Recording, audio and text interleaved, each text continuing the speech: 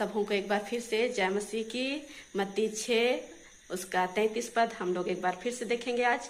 परंतु पहले तुम उसके राज्य और उसके धर्म की खोज करो तो ये सब वस्तुएं भी तुम्हें मिल जाएगी।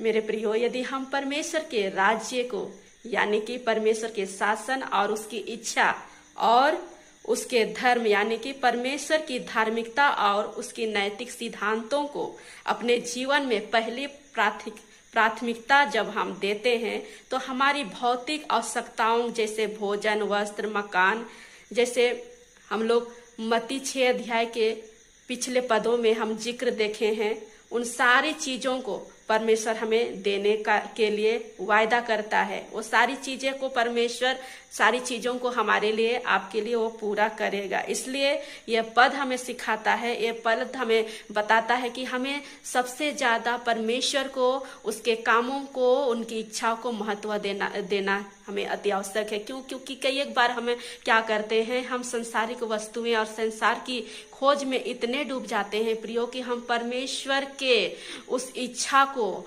परमेश्वर की मर्जी के बगैर अपने जीवन को जैसा चाहते हैं वैसे चलाते हैं और सिर्फ हम डूबे रहते हैं अपने बच्चों में, परिवार में, अपने नौकरी में कि हम कैसे कमाएं, कैसे खाएं, क्या खाएं, कैसे रहें। सिर्फ इन्हीं बातों में खोए और डूबे रहते हैं और जिसके फलस्वरूप हम प्रभु के करीब भी नहीं जाते हैं, ना ही प्रभु को कई एक बार हम धन्यवाद भी नहीं देते हैं। इतना हमें समय में हम व्यस्त हो जाते हैं उन्हीं बातों में। इसलिए प्रभु चाहता है कि पहले हम उसकी इच्छा और मर्जी के अनुसार के नैतिक स्वभाव में हम आगे बढ़ते चले जाए, ताकि हमारे लिए जो जरूरतें हैं, जो आवश्यकताएं हैं, परमेश्वर उन सारी चीजों को, हर एक भलाई की बातों को परमेश्वर हमारे लिए करेगा। जब हम उसके पीछे चलते हैं तो सारी चीजें भी आप ही हमारे पीछे पीछे दौड़ी चली जाती। इसलिए प्रभु चाहता है कि उसके इच्छाओं के अनुसार प्रभु को हम महत्व दे, प्रभु के कामों को, उनकी इच्छाओं को महत्व दे। प्रभु परमेश्वर हमारे जीवन और आपसे यही चाहता है प्रियो।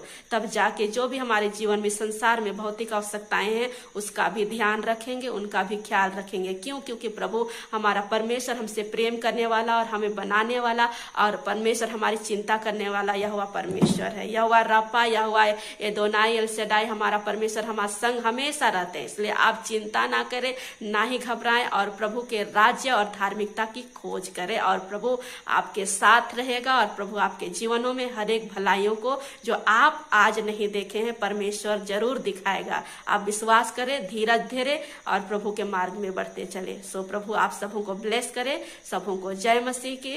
आमीन।